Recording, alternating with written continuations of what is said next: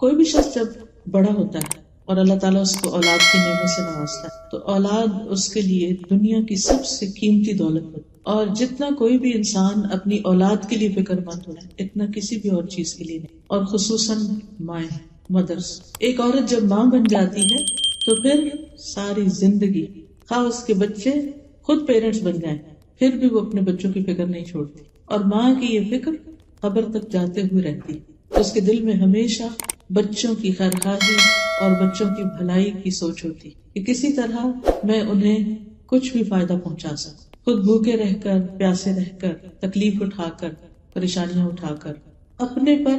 اپنے بچوں کو ترجیح دیتی۔ اللہ سبحانہ وتعالیٰ نے یہ محبت ہمارے دلوں میں فطری طور پر رکھ دی، لیکن والدین کی اصل محبت، سچی محبت، صحیح محبت اسی وقت ہو سکتی ہے